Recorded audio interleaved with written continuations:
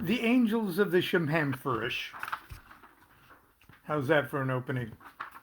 There's 72 of them.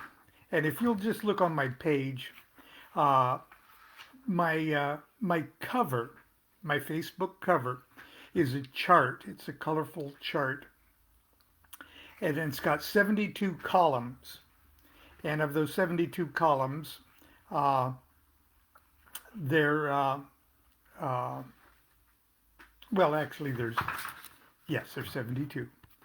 But anyway, it shows uh, at the very top three verses from Exodus. Okay, uh, and each of those verses has 72 letters in it.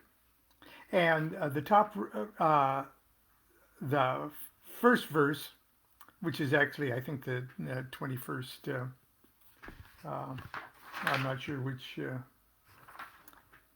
it says on the chart. But anyway, out of those three consecutive verses of Exodus, which tell a dramatic tale of the parting of the Red Sea and all of that, it's a very memorable part of the Old Testament.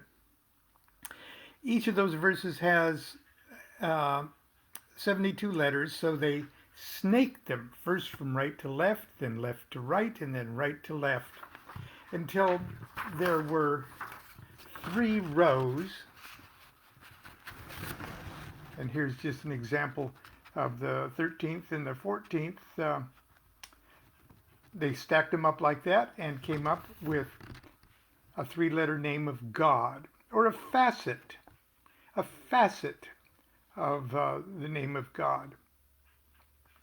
And if they add an AL at the end of it, or a IH, that facet of deity has a special angel, and that's the angel's name. So those are assigned to tarot cards. There's 36 tarot cards, so there are two of those angels of the Shamhamfurish assigned to each of these tarot, 36 small cards of the tarot. And the first stands for the first 5 degrees of the decan, and the second to the second 5 degrees of the decan. Pretty cool, huh?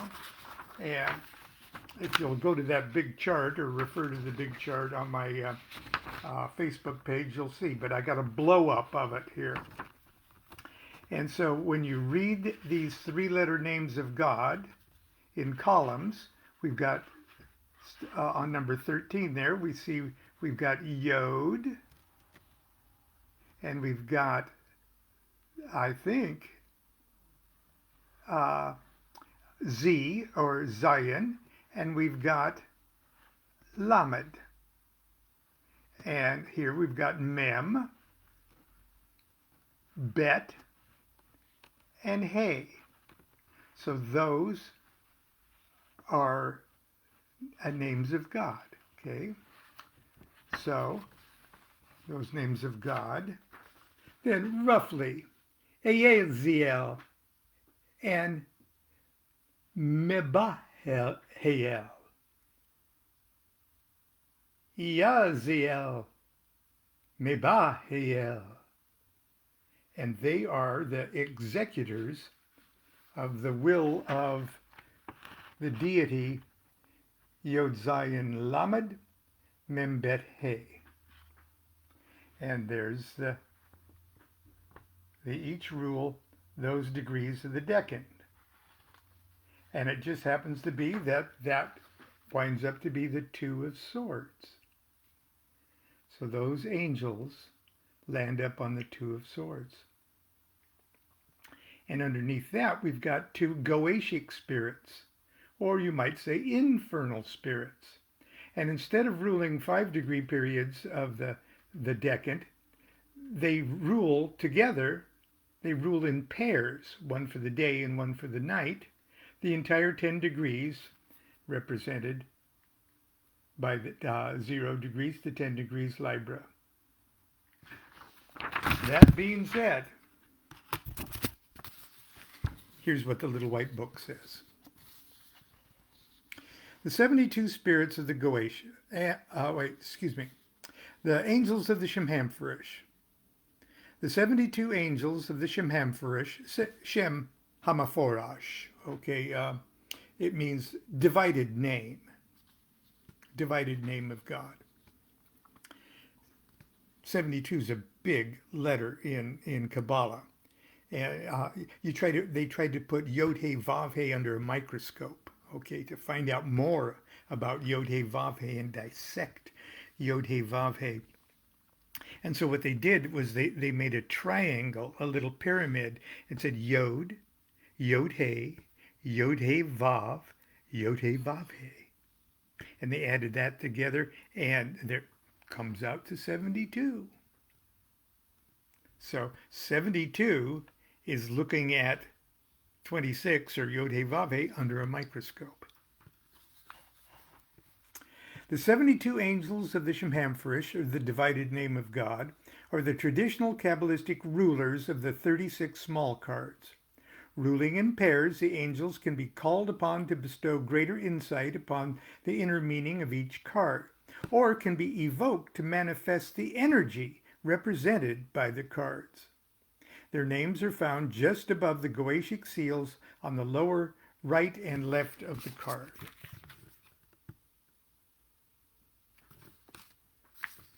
Next, the 72 spirits of the Goetia.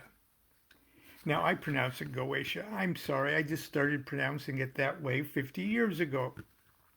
I don't know if that's the correct way. When I hear other people call it Goetia, I say, whoa, that's how I pronounce it. And they said, yes, we pronounce it that way because that's the way you pronounce it. And they say, pronounce it any way you want. Goetia. I don't use Goetia because it makes me hungry. The 72 spirits of the Goetia. Along with the Enochian information, the inclusion of the 72 spirits of the Goetia on the 36 small cards is perhaps the most significant feature of the Tarot of Ceremonial Magic. Never before have the correct attributions of the spirits been incorporated into a deck of tarot cards. This information has been drawn from Aleister Crowley's Kabbalistic masterpiece 777, columns 155 through 166. Goetic evocation is one of the most popular and widely practiced forms of Western ceremonial magic. Space forbids us in this little white book to detail the attributes of the spirits, but it is in the big book that goes with this, the book Tarot of Ceremonial Magic, by yours truly. The reader is encouraged to learn more about Goetic evocation by reading Goetia by Magical Child Publishing, at that time anyway, and the Tarot of Ceremonial Magic by Lon Milo DuQuette. The spirits of the Goetia are taken from the first book of the Megaton, commonly called the Lesser Key of Solomon, and represent forces which in the Middle Ages were considered fallen angels. The modern magician, however, does not view the spirits in the same sinister light. Rather, they represent imbalanced and heretofore uncontrolled aspects of the magician himself or herself, which, if properly called forth, controlled, and directed, can be of immeasurable benefit, especially in mundane and material matters. Like the angels of the Shemhamferish, the spirits of the Goetia are assigned to the small cards in pairs, one for the day, found on the lower left, and one lower left, and one for the night, found on the lower right. Oh, you'll notice that. That's my buddy Ouroboros. My buddy Ouroboros, that's, if you read any of my sort of anecdotal stories of evocation, is a very handy spirit. And he belongs on a very pleasant Two of Swords piece, or piece restored. Okay, where was I? One for the day found on the lower left and one for the night found on the lower right. Now, that doesn't mean that you can only evoke a nighttime spirit at night or a daytime spirit in the daytime. Or even, it doesn't mean that you are even forced or need to evoke either of these spirits during that time period. But that's the time period and the decade that they're assigned to, that they're most comfortable in. Okay, that's where they fall in the scheme of things. Just remember, always in magic, the best time to do a magical ceremony is when you have the freaking time to do the magical ceremony.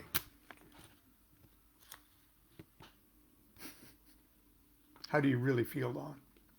The name of each spirit surrounds the seal and is read by starting with the top letter and reading clockwise. So here we see at the top letter Orobas. Now those are sort of English equivalents of how those spirits' names are spelled. There are technical Hebrew letters assigned to each of those, and those can be found in those columns in Liber 777 that I just referred to here. Okay, I know it's been a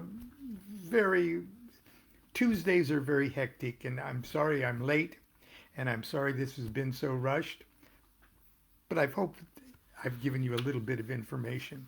Tomorrow should be a more normal day. Well, maybe for you, but for me, tomorrow is a big day because tomorrow night at 6 p.m. Pacific time, I do my Zoom workshop on the importance of magical invocation. So it's a magical Zoom live workshop, and I hope you're already registered for it because it's getting pretty late to assure that your registration will get in. You can give it a try if you plan on doing it. Do it now. The link is on the on my page, and I'll do my best in the time that's available to me to try to process those registrations. But I really meant it when I said, please register as early as possible. Okay, that's it for today. We will see you tomorrow. Continue to be good to yourself. Be good to each other. Do what thou wilt shall be the whole of the law. Love is the law. Love under will.